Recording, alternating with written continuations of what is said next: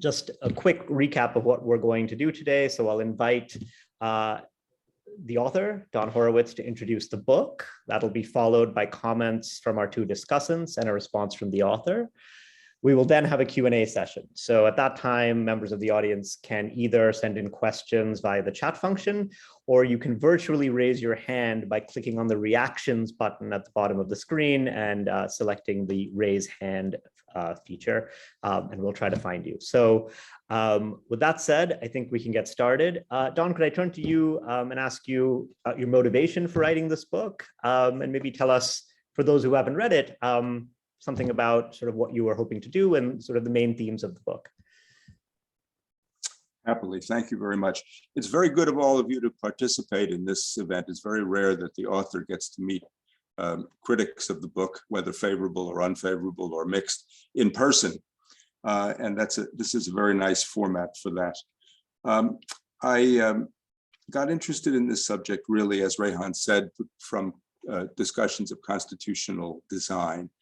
I was invited to give lectures and papers on that subject, and also along the way on constitutional processes as processes were going on. The first of these was many years ago in Nigeria, just at the time when a constituent assembly was sitting and the military was leaving office. And I was giving a series of lectures there, and I was asked to meet with a delegation to the Constituent Assembly, which put to me the proposition that that another delegation had been suggesting a particular electoral system for the president. They'd been moving from a parliamentary to a presidential system, and the electoral system that was proposed was designed to prevent any single ethnic group from dominating the polity, which had been the history before the military had taken power, and even after, for that matter. The system involved a proposal that the president should be elected by a plurality vote plus at least 25% of the votes in no fewer than 2/3 of the Nigerian states. We spent some hours going through the pros and cons of this and looking at a lot of data about what its effects might be. And in the end, we concluded this seemed like a pretty good idea. It was adopted. It's still in force in Nigeria. And indeed, it was a different version was adopted in Kenya and later in Indonesia. And oddly enough, I was in Indonesia at the very time they were considering the same system about 30 years later. And I recommended it to the Indonesians too, but it was a very hard sell. And eventually they adopted it, again, a slightly different version of it, and probably a less effective one for the purposes for which it was intended. In any case, that's an aside. That's what got me into this. I then began to be asked for advice from time to time, first in Fiji, then bits and pieces in Indonesia later, and in Afghanistan and Iraq, not always on site. In fact, mainly not on site. In Iraq, I followed the constitutional process very closely because I was a member of a government committee designed in the United States to follow that process and see, and political developments more generally. And I began to write about what I'd seen.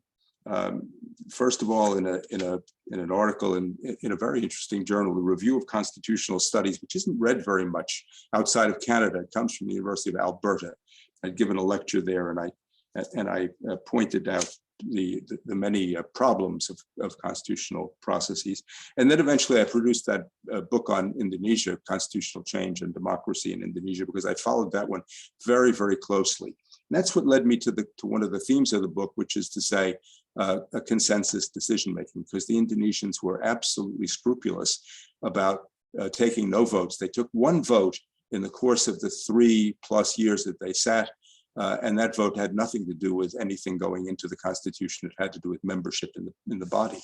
For the rest, they just waited until a consensus appeared. They had arguments and discussions, and in the end, they didn't have to take a vote on the Constitution, because by the time they were done, they knew that they had an effective consensus, which I think solidified their determination to make the document a reality.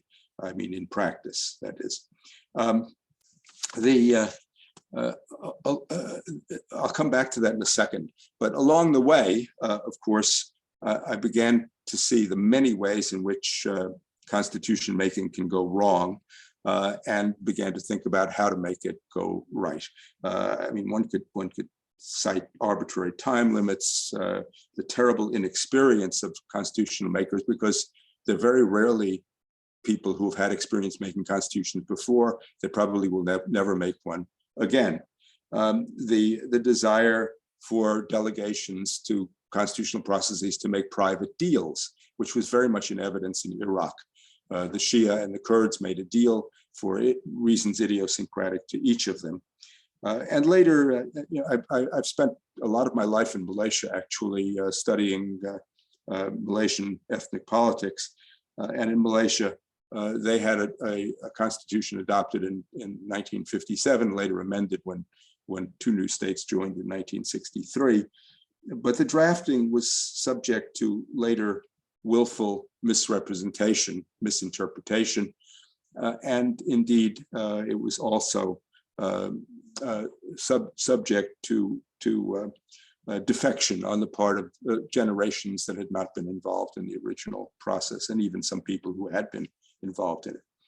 So I began really to get much more serious about asking how to do this right, which was a difficult task. But the more I thought about contrast between Indonesia and some other cases, and the more I learned about the Tunisian case, the more I realized that consensus was a very valuable thing to aim for.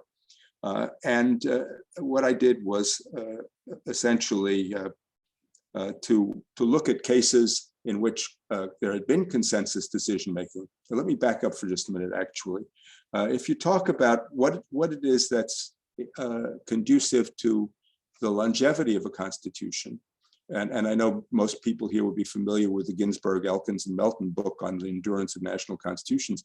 The one thing they say that is conducive to longevity in the process, the one process attribute that is conducive to longevity is actually inclusion. That is the inclusion of all relevant social groups, which of course means the inclusion of all relevant ethnic groups as well.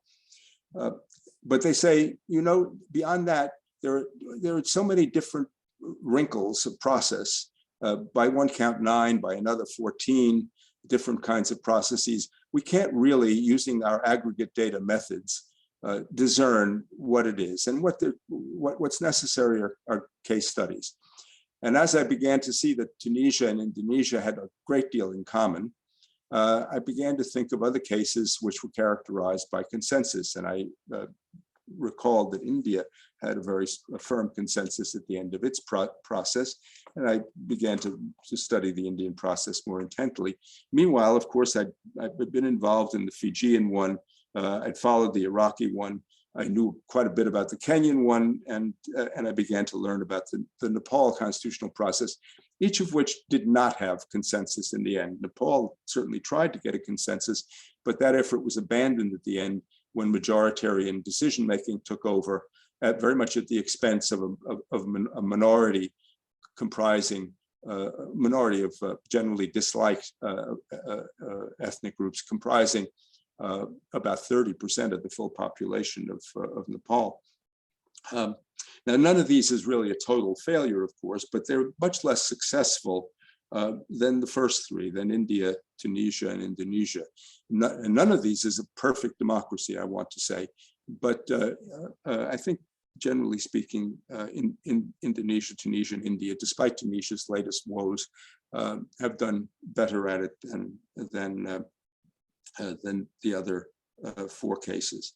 And I think consensus achieved by deliberation or argument is a very big part of it, but always necessarily supplemented by compromise when necessary, and then by supermajority voting on issues that can't be resolved by consensus or compromise. So I'm not saying you must exclude the possibility of compromise and negotiation, or of voting if you have to, preferably by supermajority, but you ought to aim for consensus. By the way, methodologically, This process that I engaged in is called selecting on the independent variable. That is to say, and case selection I know is a big issue these days in comparative constitutional studies. And so just one word about methodology, or a few words anyway. As I say, Ginsburg, Elkins, and Melton said, we have to do a lot of digging through case studies. Okay, fair enough. Which ones? Well, if you say your hypothesis is the consensus decision-making is helpful in producing democratic outcomes, and in my case, I said democratic commitment, because at the end of the Indonesian and Tunisian processes, the one thing that was really abundantly clear, and it's described by two different authors who had nothing to do with each other, in each case, the delegates knew all about what the other delegations were thinking. That is to say, they knew each other so well by the end that they knew who had red lines on certain issues. They knew who was inclined in this direction and who was inclined in that direction, who had a constituency that had to be satisfied in this way and who didn't, and so on and so forth. They really knew each other's fears, apprehensions, preferences, and claims very well. So if you say that this is the kind of process that produces certain advantages along the way, then what about other processes that don't have the attribute that you think is critical, namely consensus? And those four cases I mentioned didn't have consensus. So you notice that consensus then becomes the hypothesized explanatory variable. And what you're doing is selecting on the independent variables, that is consensus or non-consensual processes. So this is generally speaking a very commonly adopted practice in social science methodology. Although I must say, of course, that this is a very small number of cases. This is, and I make no claim in this book to do anything other than advance an argument. That is to say, it's an argument and not a proof. But I think I've tried to make it. I've tried to highlight those features of it, which I think make it a strong argument. Well, I think maybe I should stop there and listen rather than speak, because I'm eager to learn what you have to say. Thank you very much, Don. That was terrific. Can I now ask Sylvia Sutu to give her comments, please? Absolutely. Thank you, Rehan, and thank you to Iconas for the invitation to comment on the work of a scholar from whom I've learned a lot over the years, even though we haven't met until today. So it's a great pleasure to do so, especially on this book, which is the culmination of so many years of experience and scholarly work, and which touches on a theme of great interest to me as well, constitution making processes. So I thought I would structure my comments into two broad sections. One, to start by telling the audience as well, and the author, why not, why I think the book is so important and relevant to us today, and then to raise some questions for our author.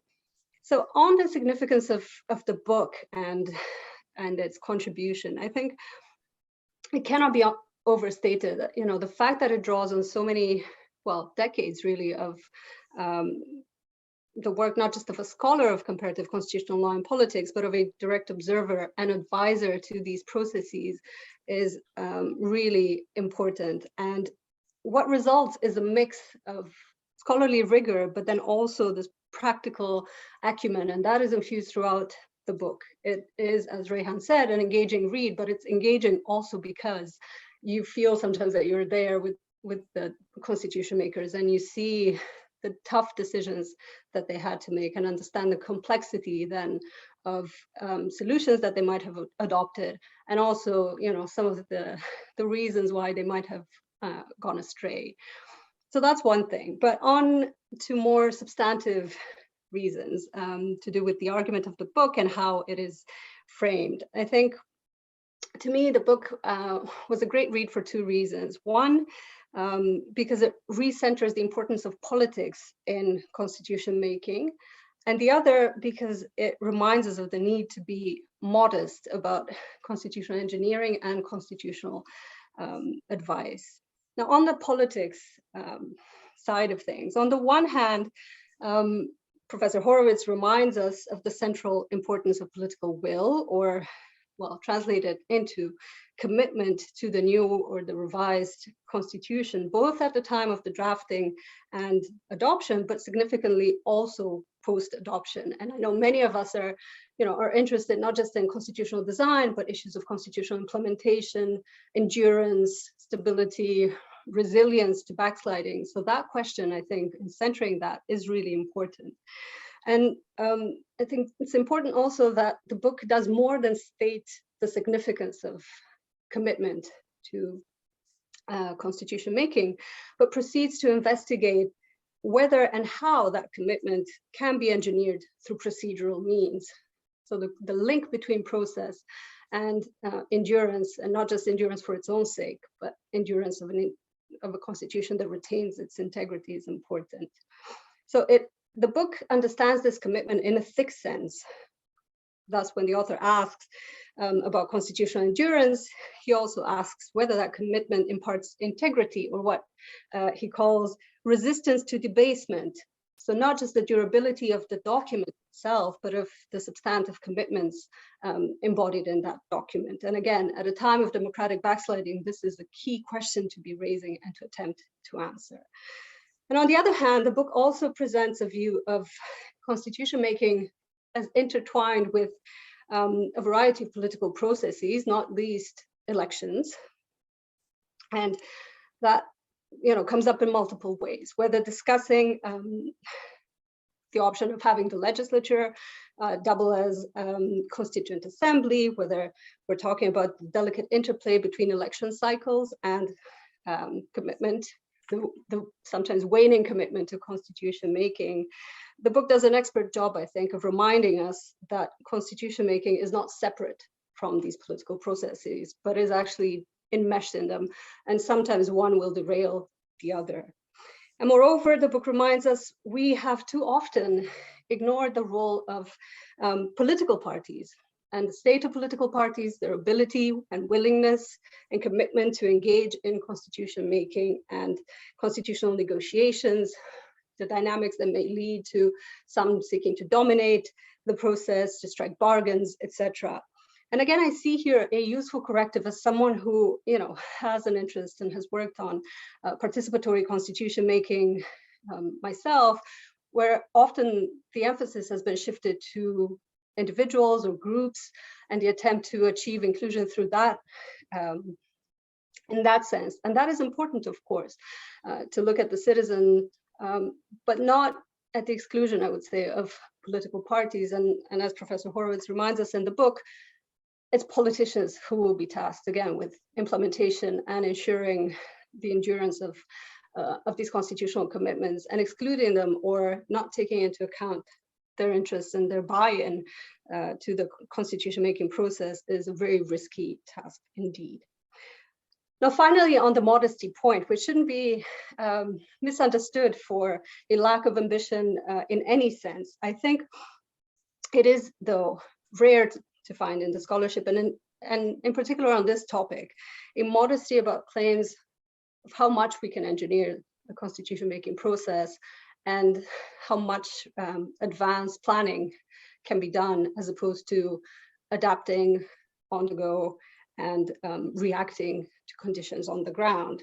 And let me just give you one example from the book, from my favorite chapter, which is chapter 7 on constitutional advice and participation. So in chapter 7, the book identifies the epistemic communities that are engaged in a prescriptive discourse on constitution making, from international organizations to NGOs, who advocate supposedly universal rules of constitution making. So think constitutional review, bills of rights, the configuration of the electoral system, the need to have public participation in the process, a point to which I'll return in a moment.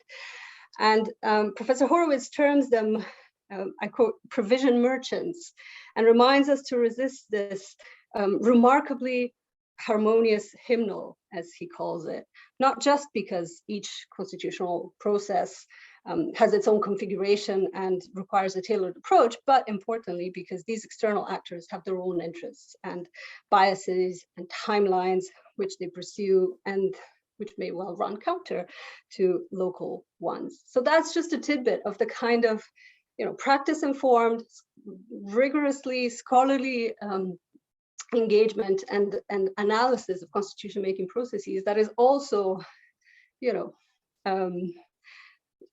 addressing dynamics that we see in constitution making today, and really boldly taking a stance against the prevailing current on many of these issues, not least of which participation, as I said. So on to two broad questions for you as the author, and I guess to the audience as well, if there are views on this. One on participation, and on a point that you've touched on already in your introductory comments. So the book prioritizes inclusion over participation and recenters the role of representation, including through political parties. And it reminds us of the scant evidence that exists regarding the promised benefits of participation. And I think that's right. I mean, on anything from whether it engenders more involvement from the public, a sense of ownership, the endurance of the final product. The truth is, a lot of advocates of public participation in constitution making make bold claims and have yet to provide the evidence for that. And the book queries also, in a pragmatic sense, whether it makes sense to invest in participation and when to do so, because it takes time, resources, energy, and might well lead to us losing the momentum behind constitution making and lose it in favor of a misguided focus on early participation. So the book, for the audience, argues that if there is a role for participation, it's likely to come later on, for instance, when there is a draft already agreed upon that the public can provide input into, as opposed to the early stages, when it's really for what we would call sometimes political elites, to strike bargains, to try to reach that consensus, to engage in compromise making, etc. Now, I agree with all of that, but I do wonder whether this view of participation ignores the more radical corrective expectations that have been placed on it, and arguably that have been delivered by it in some of the processes that, including that are covered in the book. So one example, at the input stage, advocates for participation would say it's not so much about influencing the substance of the draft directly, but influencing agenda setting. And in a context where a lot of the groups that we're talking about have been historically excluded, that agenda setting element of public participation matters, because it can inscribe into the work of the Constituent Assembly issues that the members, even duly elected members, may not be able to or interested in debating at all. And it may create a momentum behind getting those issues at least taken seriously, or at least needing to be addressed, even if rejected in the end, but sort of putting it on the agenda matters in and of itself, even if it might not end up in the final draft. So that was one example. Another has to do with the book's analysis, which at times appears to favor or to narrow down representation to political parties, or at least the formal political players in the system. And again, here I have a question about, the excluded groups. I think women, minorities, indigenous peoples may find it very difficult to have access to these formal actors, or to be included among them, and that risk remaining so during the constitution making process, if by inclusion we mean inclusion of relatively formal, well-organized actors. So I guess the question is whether you can explain what you see the role of process design as being in precluding a situation where these old exclusions merely get reproduced and entrenched in the new constitutional dispensation, especially when we favor representative processes, as the book seems to do. So would you be in favor, for instance, of extending the analysis of process design to the design of inclusion itself. So, anything from gender quotas or minority quotas or reserved seats or creating avenues for engagement and input from social movements, things that would open up that agenda setting aspect, and also the avenues for input from previously excluded communities and groups. So that's one question to do with participation. The second has to do with commitment and the interplay with commitment and time.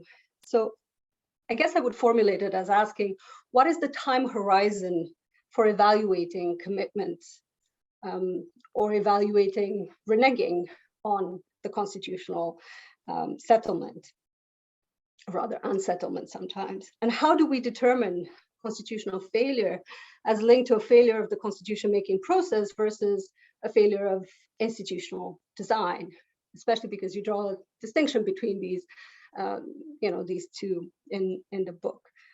And I'd be interested to hear your thoughts on two examples that you cover in the book, Tunisia and Bosnia and Herzegovina, especially in light of recent developments, including probably since you submitted the manuscript. So Tunisia, you've already mentioned in your introductory remarks, but I wonder though, how we are, how the suspension of parliament and the constitution last year fits within the story that you tell about Tunisia as a relatively successful example in your sample. So how much was this outcome facilitated by constitutional incoherence that could have been prevented at the time of drafting, and how much is it about political actors reneging on the constitution? How much is it about something else, perhaps post-commitment failure, including of implementation? And on Bosnia, I think the question is, in a sense, even starker given the longer time horizon. Of course, I'm thinking here of the recent ongoing constitutional crisis created by Republika Srpska and its president's threat to unilaterally withdraw from state institutions, but also, the decades of stalemate in the country. So should we view Bosnia and its process really as a success because it managed to hold the country together for as long as it did, despite the dysfunction of that process, or as a protracted process failure that is only now sort of seemingly coming home to roost? So I'm interested really in your view of these two developments in light of your arguments and what they mean for the overall argument about commitment and constitutional process design. Thank you. Thank you very much, Sylvia. I think Don, if it's okay with you, can we hear from Dinesha first, and then we'll give you a chance to respond? As you wish. Okay. Dinesha, please. Rehan. So let me also begin by thanking both Rehan and others at ICONS for this great initiative, and also for giving me the opportunity to engage with Professor Horowitz's latest work, and by thanking Professor Horowitz for the provocations he offers through this book. Your work on the failed coup of 1962 in Sri Lanka, titled Coup Theories and Officers' Motives, Sri Lanka in Comparative Perspective, is a book that I used with much curiosity as a law student, and it remains the only academic treatment of that critical event to date. So I read this latest book as making the argument that consensus through deliberation and inclusion are two essential components of an effective constitutional process in constitution making in what you term severely divided societies. And this is an argument that I agree with. The book defines severely divided societies as societies in which a few birth-based ethnic or religious groups compete for state power. As Professor Horowitz already mentioned in the book, he clarifies that the aim of the book is to make the argument, not offer proof. And this is a point I will return to later. Making this argument allows Professor Horowitz to raise questions, as Sylvia already mentioned, about the value, relevance, and place of public participation in constitution making. In my own work, I have engaged with some of these questions and therefore am sympathetic to several of his views. The discussion in the book focuses on concepts such as constitutional dispensation, constitutional commitment, already discussed, consensus, compromise, and also bargaining. Professor Horowitz discusses an impressive range of jurisdictions in making this argument. And most interestingly for me, he devotes an entire chapter to an assessment of the constitution making process in Sri Lanka, 2016 to 2019. Of course, he is a scholar who has long been familiar with political and constitutional developments in Sri Lanka and has what I consider to be a healthy outsider-insider perspective that I think enables him to offer insights to contemporary constitutional developments. Now, what I hope to do in the time allocated to me is to comment on his treatment of the Sri Lankan example and to build on that to comment briefly on the general arguments he makes in the book. Very briefly, I will suggest that this book also invites us to reflect more broadly on the place of academic intervention in this subfield, namely constitution making in severely divided societies. So as I've already said, I agree with, So speaking specifically to the chapter, let me say up front, I agree with Professor Horowitz's conclusion in the chapter on Sri Lanka. He argues that the failure of the reform process was due to the absence of political leadership in the constitution making process. However, I would approach the description of that failure differently and identify different reasons for that failure.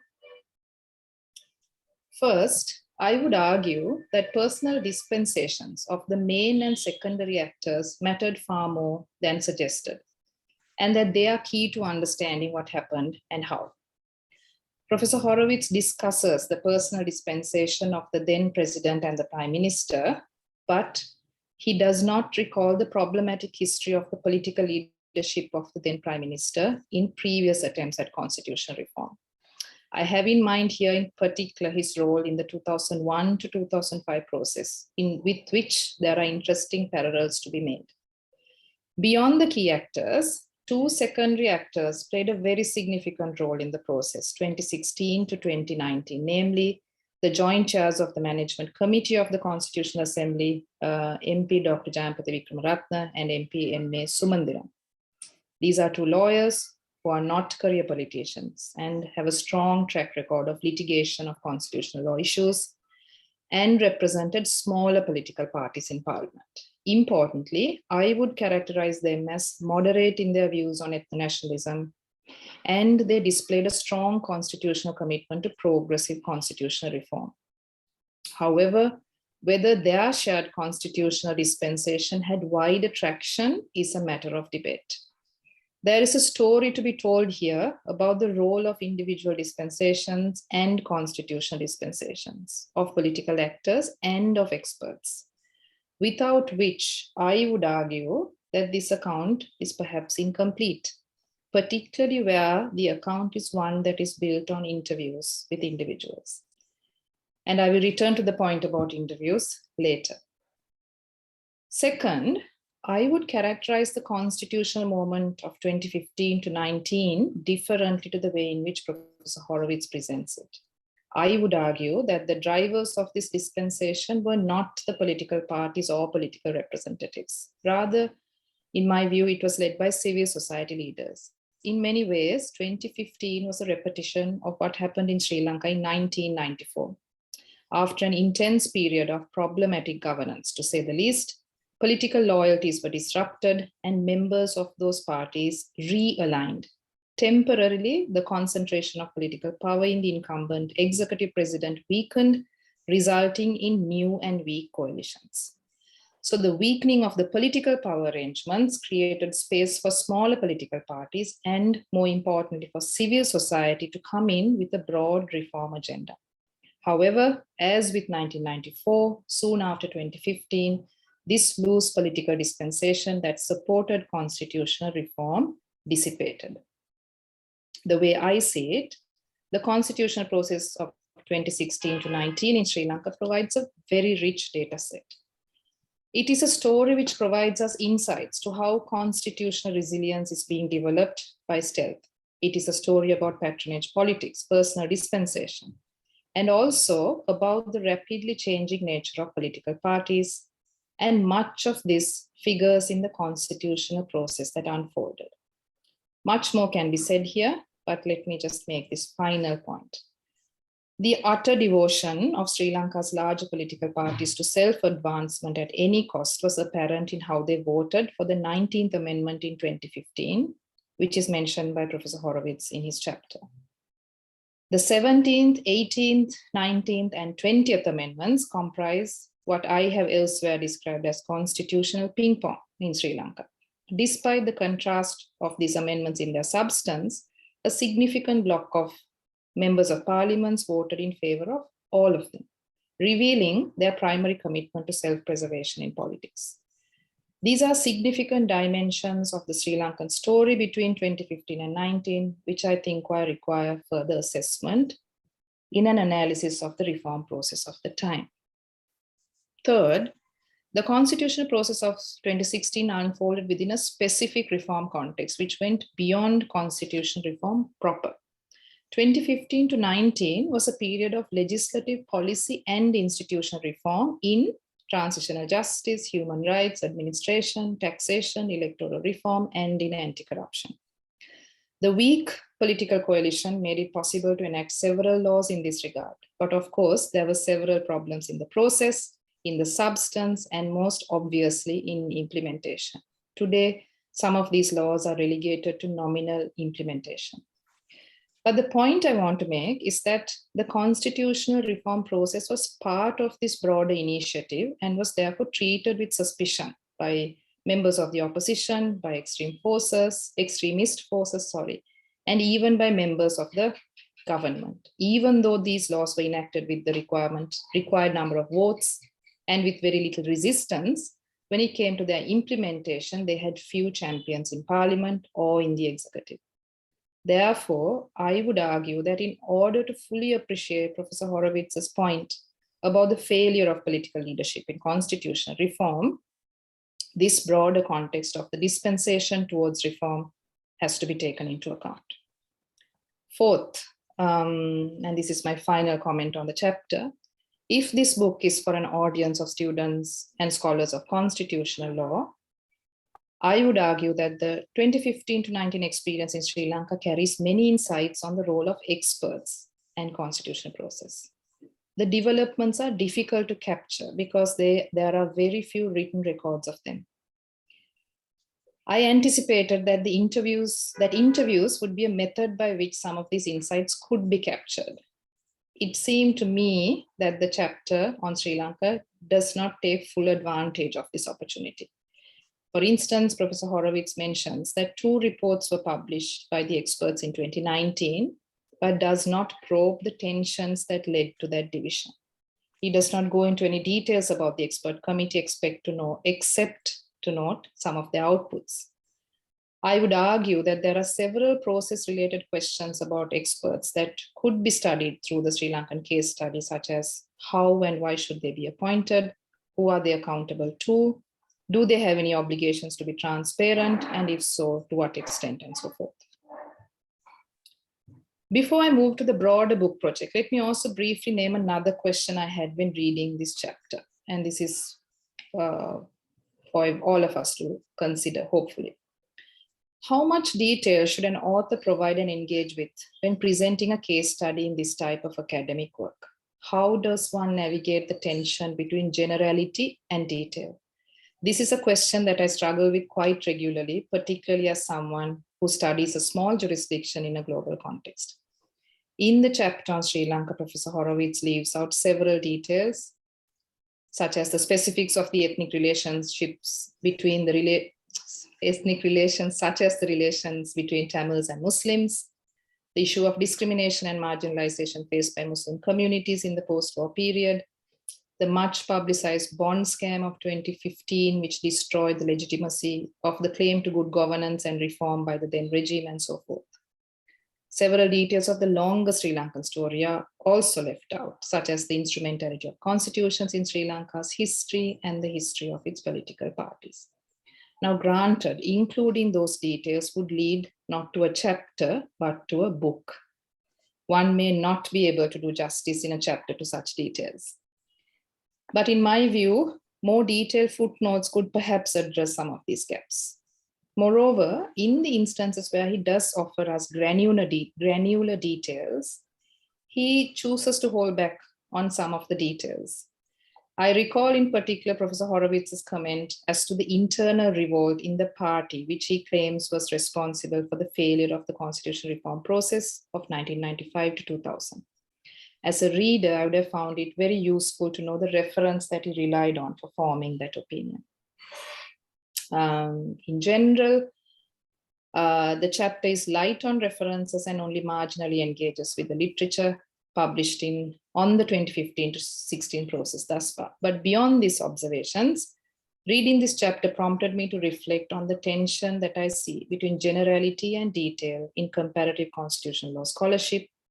And I want to make one more detail about that, comment about that now.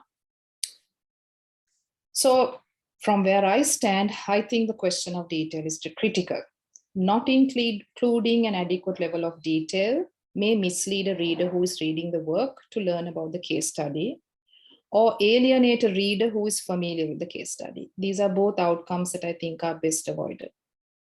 I also wonder whether we could run the risk of reinforcing certain perceptions when failing to account for detail, particularly when those details highlight tensions. And in a different way, Sylvia referred to some of those, I think.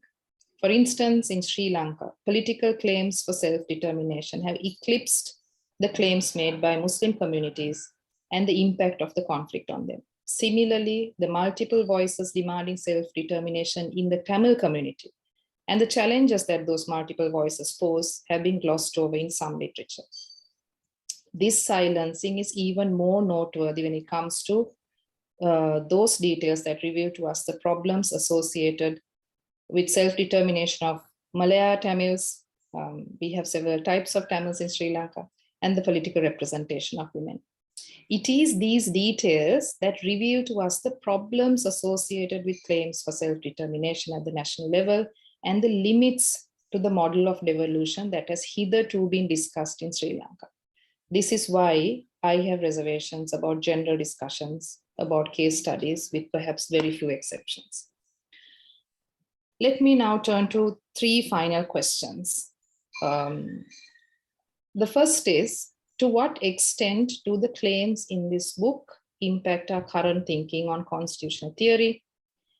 And is it the task of the author to speak to that impact, or the task of the reader to develop those insights? Professor Horowitz's claims in this book have implications, among other things, for current thinking on constituent power, constitutional change, on public participation, which we've already discussed, and also on the nexus between peace agreements and constitutions.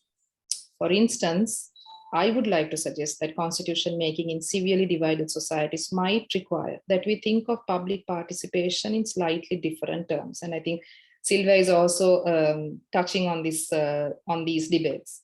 In a paper currently under review, using the public participation process of 2016 in Sri Lanka, I make the argument that in severely divided societies, public participation is integral to the state formation process, and therefore has to be taken very seriously in constitutional processes. Reading this book, therefore, made me wonder about the theoretical assumptions of the author and about the theoretical implications of the main argument. The second question is, what can we as students of constitutional law learn about methods from this book? Very interestingly, Professor Horowitz builds his account on the basis of interviews, and this is a method he has used in previous work too. I would like to learn more about why Professor Horowitz chooses to use this method, how many interviews did he conduct, and what does he think are the limits of the insights gathered from his interviews. I also had questions about the basis on which he identified interviewees and the ways in which he navigated language barriers. Here I'm thinking specifically of Sri Lanka, where perspectives can vary very significantly based on ethnicity, gender identity, spoken language, and so forth, especially because language is one of the axes on which we are quote unquote divided. In other words, in reading this book about constitutional process, I was very curious and wanted to know more detail about the case study and also the process that Professor Horowitz himself adopted in developing his arguments. My third and final question, Rehan, I will stop after that, was what would be the academic genre of this book? Professor Horowitz makes it very clear that the book offers an argument and not proof. How does that goal change the burden on an academic author, if it does at all? Now, the book is presented in an extremely accessible format, style, and length, and I deeply enjoyed going through the book. However, as I noted before, it is footnote light. This led me to ask myself whether there is value in thinking about different genre in academic work in constitutional law, and then of course ask myself how I would categorize this book. So with this final set of questions, let me conclude my remarks and once again thank Professor Horowitz for his work and for the provocation, and also thank ICON for this opportunity to discuss this work. Thank you. Thank you very much, Dinesha, and thank you both for it was really rich, I think, and challenging comments. Let me hand back to the author for a response. Don? Yes, I'm trying now to get back to Sylvia's remarks while still focusing on those of Dinesha's.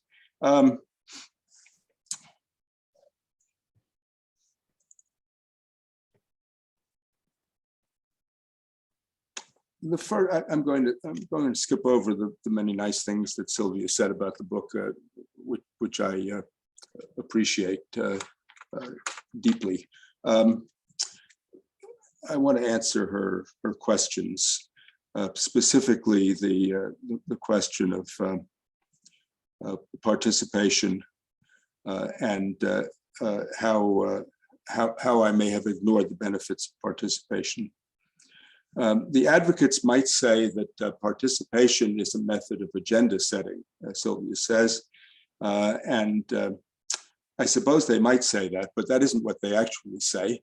They make much more grand claims than that for it, and I know that Sylvia has read the book carefully enough to know that it's the grand claims that I'm trying to discredit, not the more modest ones, which are pretty hard to find actually in the advocacy literature. The advocacy literature really features public participation as the main and most essential attribute of a constitutional process. And my own cynical side wants to say about that the advocates don't really know very much about most of the countries in which they are providing advice. And the one thing they want to do is find a universal solvent, and political participation has done that job for them. Furthermore, the advocates also, when they're given a chance to say it's agenda setting, don't. If you look at the literature on Iceland's public participation process, which was a gigantic failure by most reasonable accounts, although not by the accounts of some people who are greatly favorable to public participation, they say that the public can do this. The public can, without much expert advice at all, produce a constitution. Well, the public tried in Iceland, and it really didn't produce a constitution. It produced a prolix document that was full of contradictions, that didn't even get the benefit of a polite consideration by the Icelandic legislature. And I think that the grandest, this of course is the grandest aspiration for public participation that's been advanced thus far, but the others are not far behind actually, because the claim is that public participation produces legitimacy and democracy for the Constitution. But there isn't any mechanism that's asserted to link participation with those outcomes. And of course, as I want to reemphasize that I said there is a role for public participation, but not the role that preempts everything else and that takes time away from deliberation. I think deliberation is, if you ask me, what is the most important feature of a constitutional process, it really is. There are two: representation and deliberation. I'll come back to representation when I deal with Dinesh's remarks. The question of whether historically excluded groups add to the mix of issues that need to be addressed. They might, but I haven't seen cases in which that's actually happened very much. I'm trying to sort through in my mind the cases I know something about, and I can't really think of any. Actually, to the extent that that happened in Nepal, what it did was increase the determination of high caste groups to make sure that deprived groups didn't get their way. There was a bit of this in Nepal, not because there was a Maoist party that had espoused the claims of the deprived groups, and the high caste and ethnically superior groups made sure that in the end they would prevail. I could say a lot. Let me say just a couple more things about public participation. What I'm trying to say is not that it's valueless, but that its benefits have been greatly oversold, and mostly oversold by advisors from other countries who have told people in country that this is what they absolutely must do if they're going to have a legitimate constitution. It's often the only process advice that they tender, in fact. And for the rest, inexperienced constitution makers are left to their own devices about how to figure out what a good process is. And that's really quite a pity. The empirical studies, by the way, and there are now quantitative studies, very definitively show that there is no evidence. And when I say no evidence, I mean zero evidence of the connection of public participation to resulting democracy. The respondents who are asked, what do you think? Should we have a constitutional court or should we have direct judicial review in the American way? They say, how do I know? I'm no expert on this. That's what you're supposed to be doing, figuring out these things. The public is far more modest about public participation than the outside advisors are. And also, as David Landau has shown, public participation can be abused by extremists who can bring out crowds in order to intimidate constitution makers.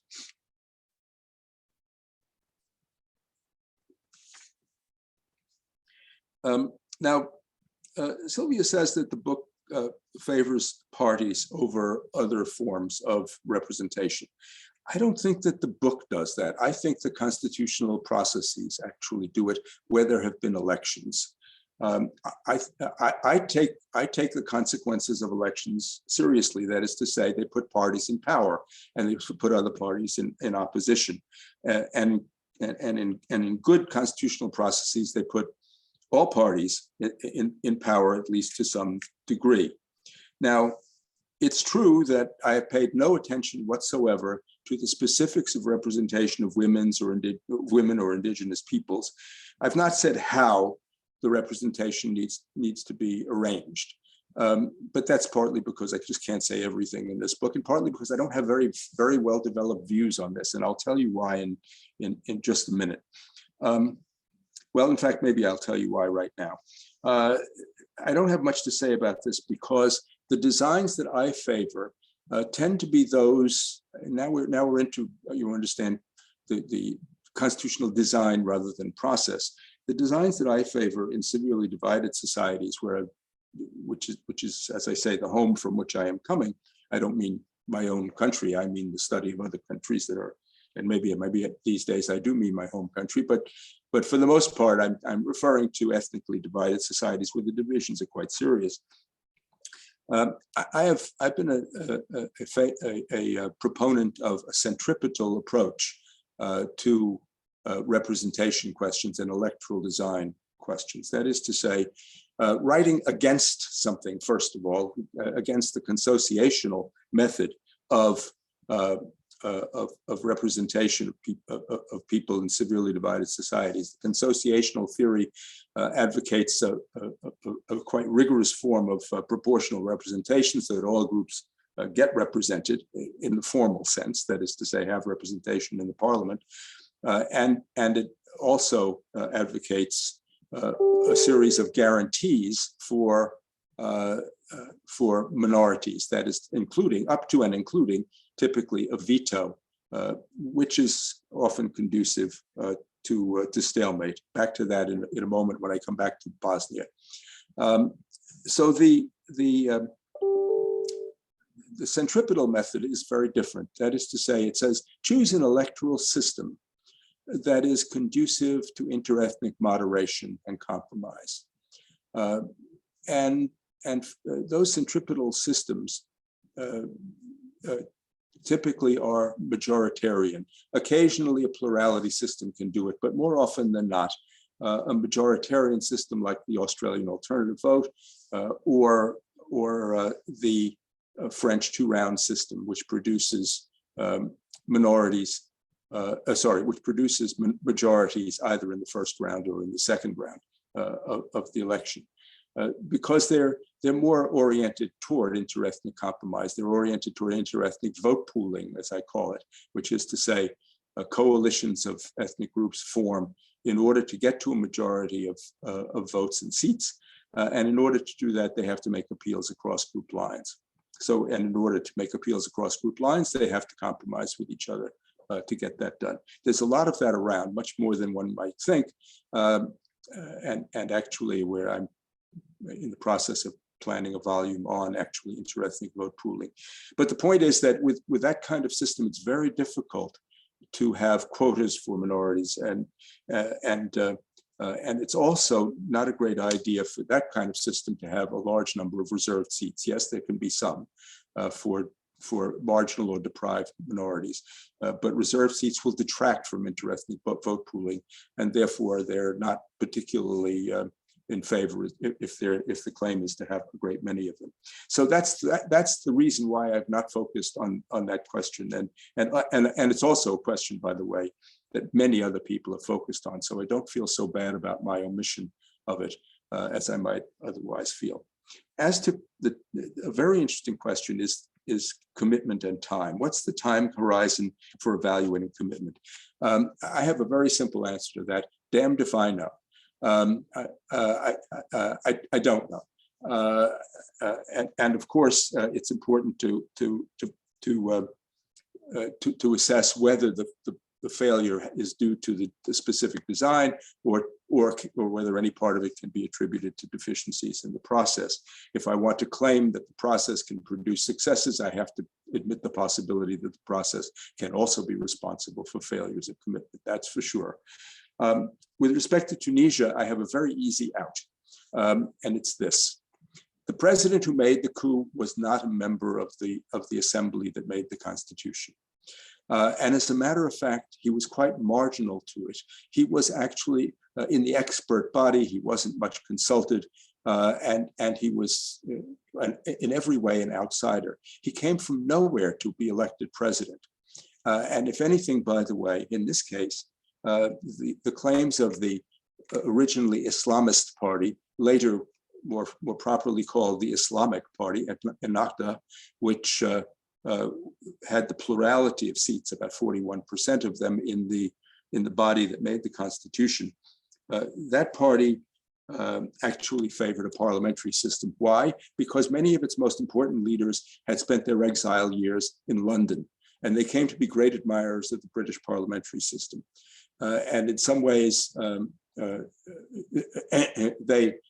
they abhorred the idea of a strong presidency, and eventually they compromised. The one big compromise in that process related to the choice of the presidential institution, and it was to be a French presidency where the president would have some power, but not overwhelming power. And this is a president who decided that he was to have overwhelming power. And I think a lot of the suspicion that inflamed the original proceedings of the Constituent Assembly between secularists on the one hand and Islamists or the Islamic Party on the other spilled over. It certainly infected the military. The military was overwhelmingly composed of secularist people. The military now supports the president. So I'm not sure what to make of this. I don't want to make a definitive claim. Oh no, the process was just dandy, and nothing can be attributed to the failures of the process. But I think it would be easy to exaggerate the extent to which the process didn't meet the attributes that were claimed for it in terms of democratic commitment. And finally, Bosnia. Now, as it happens, I have done my time in Bosnia. I spent a long time in the airport in Sarajevo trying to get out when the airport was fogged in. No worse location can ever be chosen for an airport than to put it in a gap between hills so that it fogs in every time the weather turns bad. But you know, that's a good metaphor for what's happened in Bosnia. The weather has been habitually bad in Bosnia. The Dayton Accords, which form, among other things, the Constitution of Bosnia, really it is a constitution. One of the articles of the Dayton Accords constitutes the Bosnian Constitution effectively. The Dayton Accords were framed ostensibly by the United States in Dayton, Ohio, actually outside of Dayton, in an Air Force base that Tudjman, the representative, the president of Croatia, who represented the Croats in Bosnia, found to be so boring that he disappeared for some days and went off to cities in the United States which had brighter lights and more entertainment. The Air Force base was a very boring place to form a constitution, and I suppose the Americans who played a role in at least inscribing what the Croats and the Serbs wanted found it boring too, and they wanted to get it over with quickly. And what they did was essentially to say, whatever the Croats and Serbs want is going to be in this constitution because we want to end this war. The Bosniaks were quite reluctant to sign this agreement, and eventually they had to be threatened. Izetbegovic himself was threatened by Holbrooke and others with a loss of American military support, which would certainly allow the Serbs to win the war. The American military support had stopped the Serbs in their tracks and had brought them to the negotiating table. The result is that one has an extreme form of ethnic consociationalism, not liberal consociationalism, but vetoes over just about everything and a complete separate existence. This is actually constitution making to produce partition without an international boundary. And it's what allows the Serbs to do what they're doing. So I think the answer is that, yes, it had to do with the process in the sense that all groups were ostensibly represented, but one group was repressed by the people who sponsored the constitutional proceedings, and another group, the Serbs, were given pretty much whatever they wanted, except territory. Milosevic, in a rare moment of generosity, conceded Sarajevo to the Bosniaks. He said they've earned it. They've earned it, meaning they've earned it on the battlefield by preventing us from winning the war. Apart from that, the Serbs pretty much got what they wanted, and they got a form of consociationalism which is conducive to stalemate. Many forms of consociationalism are conducive to stalemate, but this one is particularly conducive to stalemate. And as I say, it's the next best thing to partition. So it's not a failure. It's a failure process in the sense that one group was repressed, but it's also a failure of substance because the institutions that were adopted favored one side and to the total dysfunction of the other. I should say, why was I in Bosnia? I was chairing a committee of 3 people, one from Spain, one from Denmark, and myself, to try and devise a new electoral system for Bosnia because people wanted it. After this experience by the late 90s, they wanted a centripetal system and not a consociational system. Unfortunately, we were stymied along the way by an unusually stubborn American ambassador who was heading one of the international bodies there, who had, as a colleague of mine used to say, he had a whim of iron, not a will of iron, but a whim of iron. And he decided that this was a non-starter, but he had some support in that from the people on the ground. It's only fair to say. I may have missed some points, but I hope I've tried to answer some of the questions that Sylvia Sutu had put. As to Dinesha, I want to say, by the way, that I really appreciate her opening remark about my book on coup theories and officers' motives, which produced a threat to sue me for defamation from a person in the Sri Lankan Navy who was offended by what I said about him. And as I was going to a conference in Sri Lanka, I had the distinct problem of wondering whether he was going to, whether a court would make me post bond in Sri Lanka in order to go back home after the conference. And I took legal advice actually from someone who was later assassinated by Tamil militants. And I went to the conference, and I think he didn't discover my presence, so I was all right. Let me try and see if I can address at least some of Dinesh's remarks. I can concede quite a lot of them. In the first place, it's only a chapter. It's not a book. If it had been a book, my sources would have been very much wider. And it's a chapter that was researched under rather bad conditions of the pandemic, I'm afraid. And the interviews were conducted only by two methods, which is to say telephone and Skype, and not by any other method. And many fewer interviews than I would have liked, about a dozen actually, principally with members of the steering committee and some experts. With actually a couple of politicians whom unfortunately I can't name.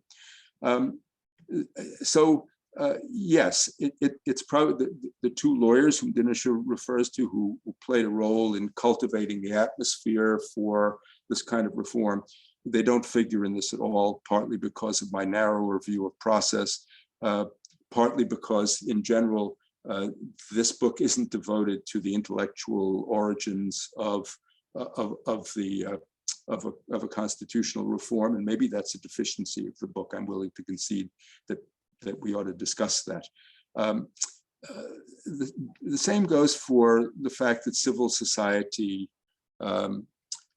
drove this reform. And it had a broad reform agenda. I don't dispute that. I just simply took it as a given. And for what it's worth, a colleague of mine in Malaysia and I have an edited volume that's just been sent to the publisher on proposed Malaysian electoral reform, in which we have an elaborate chapter on civil society's role in it. So yes, if one is talking about a book-length treatment of reform, very definitely the role or absence, as the case may be, of civil society needs to be a part of it.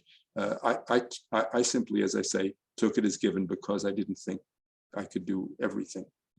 Does it require further assessment? Yes. And Dinesh, if you want to do it, I'd be very happy to read what you do on this very point. I think it's worthwhile. By the way, civil society in Sri Lanka, I've lost some of the literature for sure, the recent literature, but it's not a major feature of the literature, and needs to be, definitely, because of course Colombo is rich in civil society organizations. I've been giving lectures to the National Peace Council from time to time, or for the National Peace Council from time to time.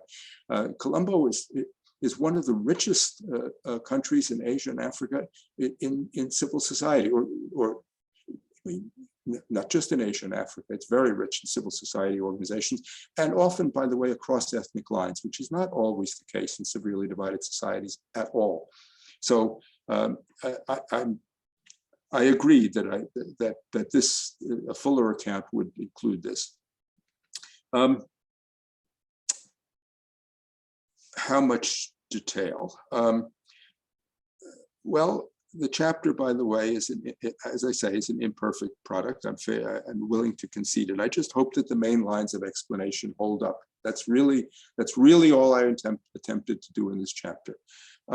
And by the way, you were kind enough to mention that the coup theories book. There is another book on coup theory, on the coup. It's by Riggins and Kingsley de Silva, in which they answer a question I tried not to answer in my book, because I thought it would just kill the interviews, namely who was really behind this coup attempt in Sri Lanka. But they've answered it, and it turns out that the worst suspicions about political actors are confirmed by the Riggins and De Silva follow-up volume. Public participation. Well, I've said something about public participation already, so I won't say much more. Denisham says that it's integral to state formation processes. I think that probably the answer to that hypothesis is it all depends. In some cases, I think the answer is yes, and in other cases, the answer may be no. There's an old literature, by the way, on state formation processes, produced mainly by Americans, actually, going back to the 1960s. It's not called state formation so much, although there was some. Charles Tilley was involved in it. Myron Weiner, I just can't remember the names of the volumes, but if you look up those volumes under the rubric of political development, usually political development is in the titles. You'll find a lot of interesting stuff there on state formation processes. And I confess that I've long forgotten what it says if I ever really do it very well. Representation. As I said, the interviews featured mainly steering committee members and experts.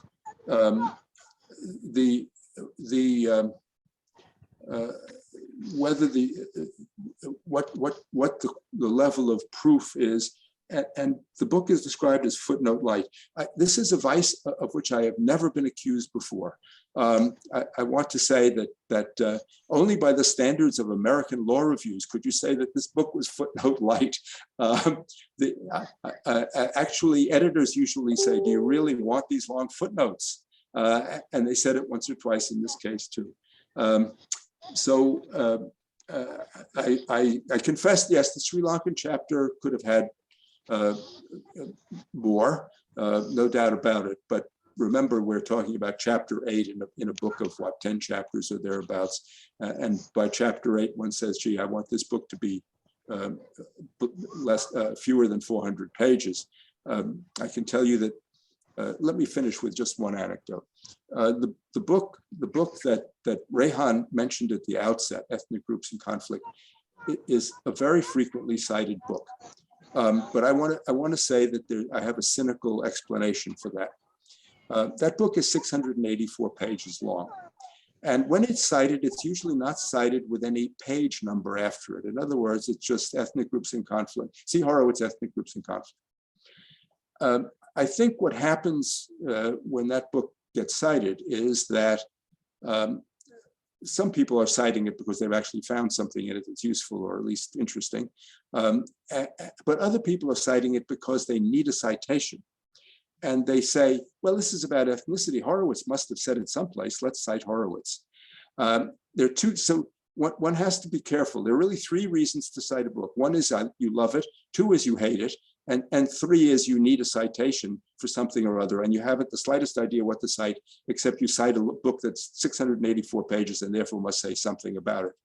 So I was trying to avoid that particular phenomenon in this case. In this case, I'd like this book to be cited by people who like it or dislike it, but not by people who just need a citation. So thank you very much for these remarks. They're really very helpful, and they're not the same remarks that I got from the academic readers for the press. They're really very different, and they're in some ways more expert, and in some ways they just come from different angles. And I'm very happy to have had them. I wish I'd had them before I wrote the book. Maybe I would have addressed some of these points, but then you would have thought of something else. Terrific. Thank you, Don. It was really a terrific discussion, I think, on so many different points. And just want to say, sort of echo something that Sylvia said earlier, which is that this touches on so many different interests, I think, of many of ours. So there's kind of constitutional making process, sort of what sort of institutional design, kind of the relationship between democracy and constitution making, and sort of democratic commitment. So there's really a lot there.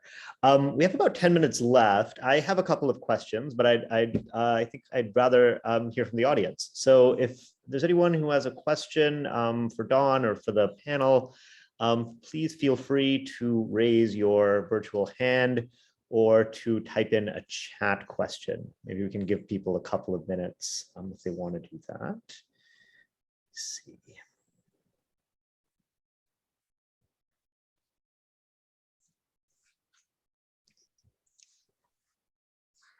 Anyone have a question?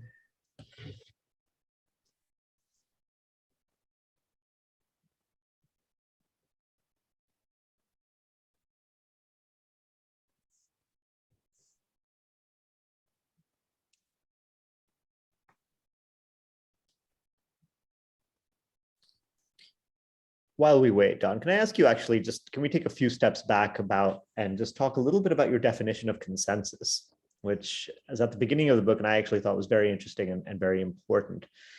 So you define consensus as agreement on a course of action that is shared across lines of political opposition by actors in the constitutional process. And you have a footnote which describes it as sort of related to Rawls's conception of overlapping consensus. And so I was wondering if you could say a little bit more about that, because I take Rawls's overlapping consensus to be really quite a minimalist idea of consensus. That is, sort of everyone in the constitutional process can think that the Constitution actually means something slightly different. But as long as there are these sort of basic points of convergence, we can go.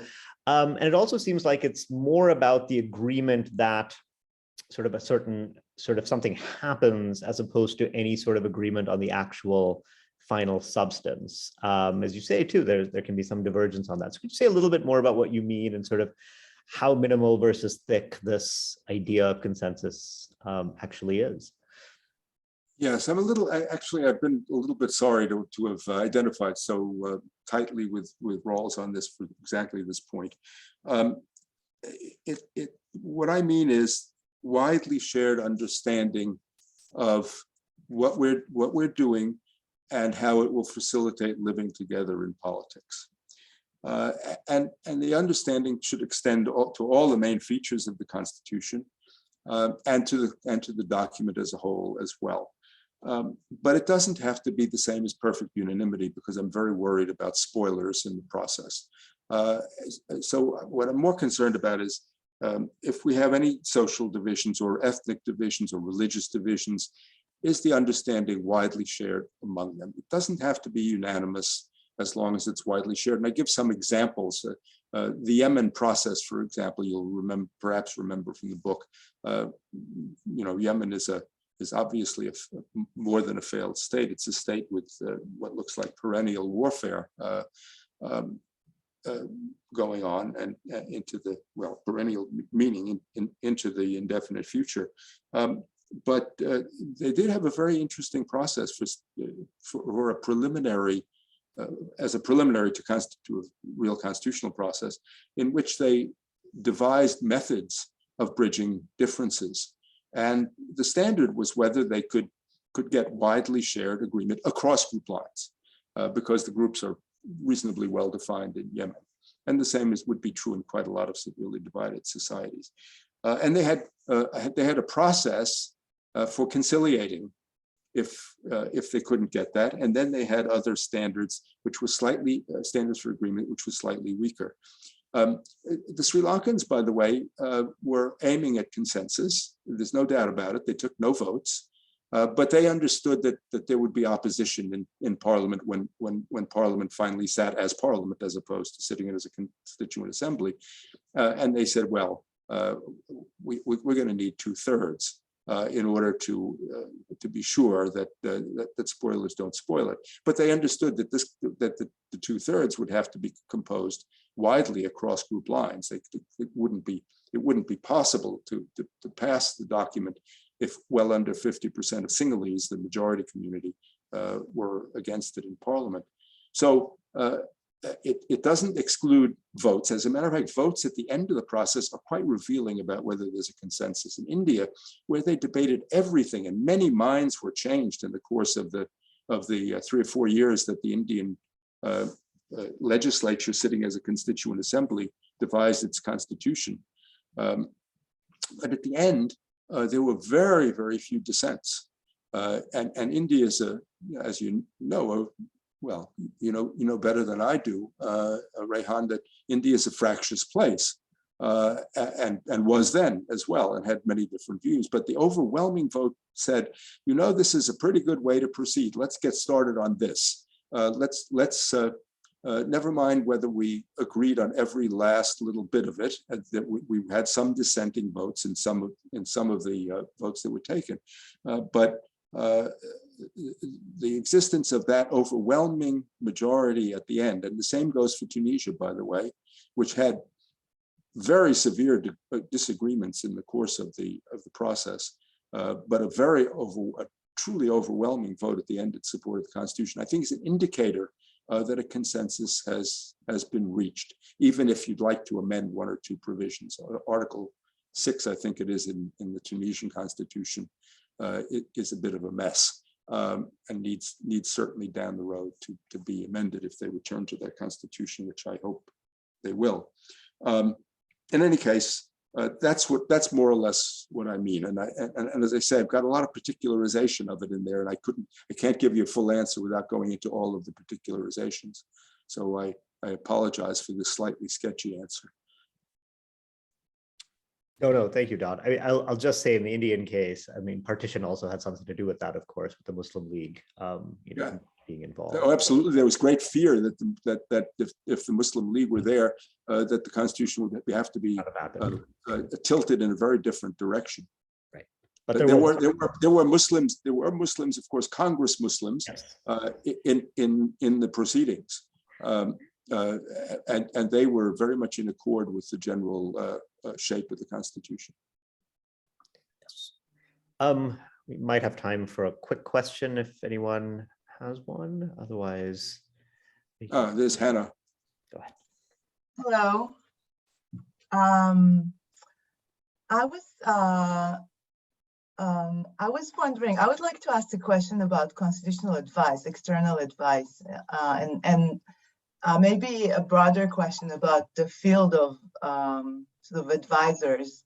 I was wondering what you think about the difference, whether there are differences, or how you view the changes in the field in the last several, maybe even decades. I mean, it seems that there are more and more organizations involved in advising. Is it more professional or institutional as it seems to be? Do you think there are differences between, different organizations and the way they approach constitutional advising, or individuals as yourself, or experts who sort of have been involved in so many cases of external advising to constitution making? Yeah, I think I can answer that in a sort of unsatisfactory way. That is, it's more institutionalized, but that also means that they're using more internal experts who probably have internalized the norms of the organization and how the organization has agreed to go about things. And so therefore there'd be less deviation from routines established by the organization. This is a hypothesis, by the way, not a finding, but I think there'll be less deviation from organizational routines as those internal people who are employees of the organization go out to generate advice. I had an example of this, and I can't remember what country it was in, where I asked a question that obviously would have provoked the person on the receiving end of it, who was an employee of a well-known organization, and I never did get an answer, because I think he was singing from that same hymnal. That is to say, not just the public participation hymnal, but rather he was following the advice of his organization about how you handle this, that, or the other thing. I'm a bit depressed by the handbooks that have come out, which give you one of two things. They either say, here are the options. You can. It's a little bit like a primitive Chinese restaurant menu. Choose 3 from column A and 2 from column B, but don't choose these 2. These may be in conflict. But it doesn't tell you, how you ought to make that choice. Or alternatively, and much worse, actually, they're kind of cookbooks about how to do this. I think cookbooks are just insufficiently geared to the particulars of any given society in order to be terribly useful. Yeah, they're not bad to read to begin with, and then say, gee, what's wrong with this? Let's think about this in country X or Y. And how can I deviate from this in order to get it right? That's perfectly reasonable, but I fear that they will be regarded as authoritative treatises rather than the cookbooks that they are. So this is rather a negative view of this. I confess to it being rather a negative view, that the institutions probably are too institutionalized to be geared to the particularities of given cases, and certainly too institutionalized to be geared to distinctions that have been drawn in what is now a quite significant academic literature on not just on constitution making, but on the political conditions of countries that are likely to make constitutions. I think that the education of people in those organizations is likely to be, I'm not saying it is, it's likely to be inadequate to capture those nuances. That's my sense. But maybe that's too pessimistic a note to end on. Maybe we should think of something happier.